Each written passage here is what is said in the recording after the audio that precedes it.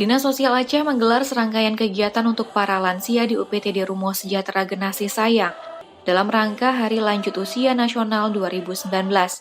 Kegiatan ini diawali dengan senam lansia, kemudian dilanjutkan dengan lomba memasak dan menata makanan sehat ala lansia, serta pengobatan dan pemeriksaan gratis dari petugas kesehatan.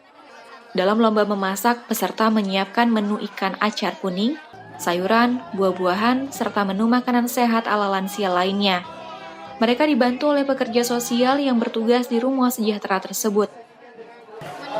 Ikan kuning sama soun sop, nasi, lolade ya, sama minuman. Ini makanannya sehat nggak untuk lansia?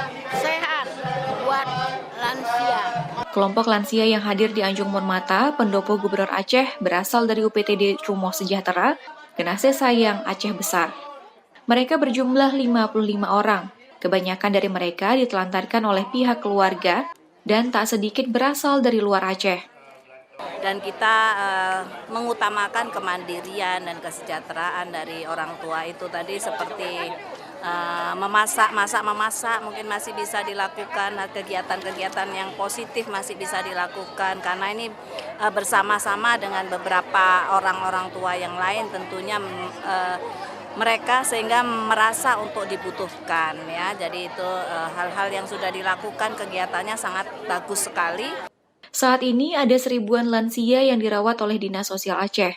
Mereka tersebar di belasan panti sosial khusus lansia di beberapa kabupaten kota di Aceh. Nova Misdayanti, Kompas TV, Banda Aceh.